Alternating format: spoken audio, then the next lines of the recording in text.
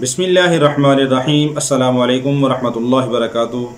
محترم ناظرین، بسا اوقات ایسا ہوتا ہے کہ کسی مرد کا کسی عورت سے یا کسی عورت کا کسی مرد سے شادی سے پہلے ہی تعلق بن جاتا ہے، جو کہ شریعت کے اندر ناجائز ہے، حرام ہے، کیونکہ شادی سے پہلے، نکاح سے پہلے کسی مرد کا کسی عورت کے ساتھ ناجائز تعلق رکھنا، ناجائز محبت کرنا، ناجائز دوستی رکھنا، یہ ٹھیک نہیں ہے ہی ناجائز، تو یہ رکھنا بھی جائز نہیں ہے، کیونکہ تعلق، عشق، محبت وہیں پہ ہے جہاں پہ شریعت نے اجازت دی ہے۔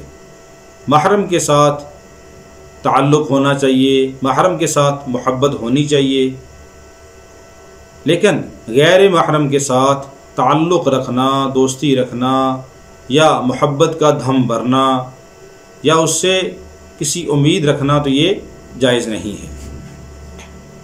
بسا اوقات ایسے ہوتا ہے، بہت سارے ایسے واقعات ہمارے سامنے آتے رہتے ہیں کہ کسی لڑکے کا کسی لڑکی کے ساتھ تعلق بن گیا ہے، اب وہ اس تعلق کو پائے تکمیل تک پہنچانے کے لیے نکاح کرنے کی کوشش کرتے ہیں، والدین نہیں مانتے، یا اور کئی طرح کی رکاوٹیں بیچ میں آ جاتی ہیں، یا لڑکی کی منگنی کہیں اور ہوئی ہے یا لڑکی کی منگنی کہیں اور ہو چکی ہے، والدین کہتے ہیں کہ ہم نے بات کی ہوئی ہے، ہم نے وہیں پہ رشتہ کرنا ہے۔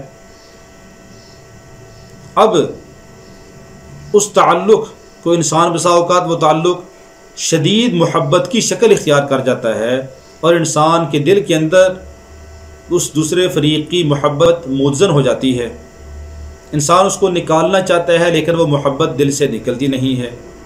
کئی ایسے واقعات آئے ہیں کہ بہت سارے لڑکیوں نے بتایا کہ تعلق تھا، اب وہ دل سے نکل نہیں رہا، فلاں سے تعلق تھا، اب اس کی محبت دل سے جا نہیں رہی، اب اس کو میں بھولنا چاہتا ہوں یا بھولنا چاہتی ہوں لیکن وہ بھول نہیں رہے۔ تو ایسا تعلق انسان رکھے ہی کیوں کہ جس سے انسان کو پشیمانی ہو۔ جب انسان کو پتہ ہے اور اپنے حالات، اپنے واقعات یا اپنے گھر کا پتہ ہے کہ میرا یہ کام نہیں ہوگا، تو وہاں پہ تعلق رکھنے کی انسان کوشش ہی نہ کرے تاکہ کل کو پریشانی نہ ہو۔ تو اگر ایسا کوئی مرحلہ آ گیا ہے کہ انسان کے دل کے اندر دوسرے کی محبت اتنی بیٹھ گئی ہے کہ اب وہ بھولنے سے بھولتا نہیں، محبت کو دل سے نکالنے سے وہ محبت نکلتی نہیں، تو اب وہ کہتے ہیں کہ کوئی ایسا حل ہمیں بتا دیں، کوئی وظیفہ بتا دیں، کوئی عمل بتا دیں کہ جس کی وجہ سے اس کی محبت میرے دل سے نکل جائے، وہ مجھے بھول جائے۔ میں بھولنا چاہتا ہوں لیکن وہ بھولتا نہیں ہے۔ لڑکی کو ضرورت ہو، لڑکی بھی یہ عمل کر سکتی ہے، لڑکے کو ضرورت ہو تو لڑکا بھی اس عمل کو کر سکتا ہے۔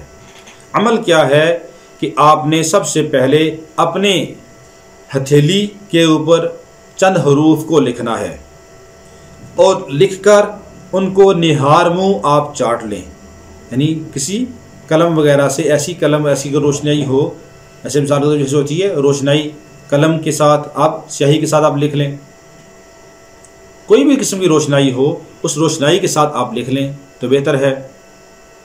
ایسی روشنائی کہ جو مٹانے سے مٹ جائے، اس کے ساتھ آپ اپنی ہتھیلی کے اوپر ان حروف کو لکھ کے چاٹ لیں۔ اگر ہتھیلی کے اوپر لکھنا مشکل ہے تو کاغذ کے اوپر آپ روشنائی کے ساتھ لکھ لیں۔ حروف کیا ہیں؟ سب سے پہلے آپ نے لکھنا ہے الف، اور اس کے بعد لکھنا ہے با، اس کے بعد قاف، اور اس کے بعد پھر الف، پھر لام، پھر ہا، پھر واو، پھر لام، پھر دال، پھر را، پھر کاف، پھر میم اور پھر ہا۔ میں آپ کو دکھا دیتا ہوں، یہ حروف ہیں، آپ ان کو دیکھ لیں۔ الف، با، قاف، الف، لام، ہا، واو، لام، را، دال، را، کاف، میم اور ہا۔ ان حروف کو آپ دیکھ لیں۔ آپ نے سن بھی لیا ہے، دیکھ بھی لیا ہے۔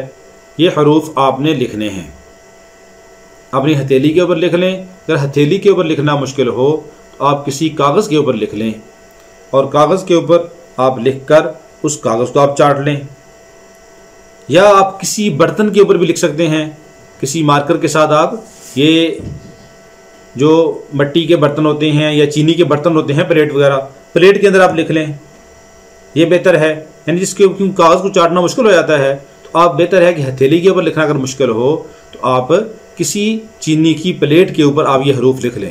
تو چینی کی پلیٹ کے اوپر لکھ کے اور اس کے بعد تھوڑا سا اس میں پانی ڈال لیں اور پھر اس کو پی لیں، اس برتن کے اندر لکھ لیں آپ، جب اس کو پھر اس کے بعد اس کو اپنی انگلی کے ساتھ اس طرح مل لیں، تو ملنے کے بعد آپ جب حروف مٹ جائیں گے تو وہ پانی آپ پی لیں۔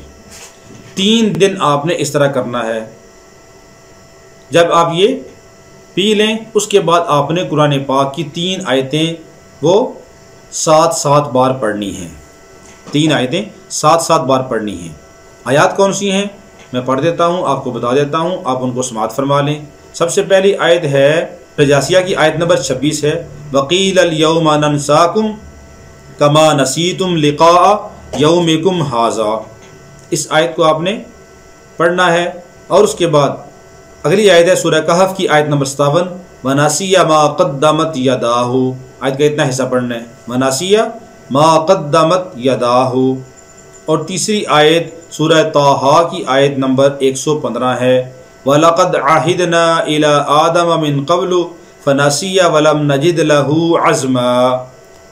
اور اس کے بعد آپ نے ان آیات کو آپ 3 بار پڑھ لیں یا 7 بار پڑھ لیں، پڑھ کر اس کے بعد آپ یہ کہیں کہ کَذَٰلِکَ يَنْسَىٰ فلاں ابن فلاں، کَذَٰلِکَ يَنْسَىٰ فلاں ابن فلاں، جیسے وہ بھی آپ کو میں لکھ کے بتا دیتا ہوں، اگر آپ کو پڑھنا مشکل ہو تو وہ آپ سننا سمجھنا آیا ہو تو آپ اس کو دیکھ کے پڑھ لیں۔ یہ میں نے لکھ دیا ہے، کذالک ینسا فلاں ابن فلاں، یعنی جس کو آپ بھولنا چاہتے ہیں تو اس کا نام لے لیں اور اس کی والدہ کا نام لے لیں۔ یا آپ اگر آپ یہ پڑھنا مشکل ہو تو اس کے بعد آپ یہ کہہ سکتے ہیں کہ یا اللہ فلاں بن فلاں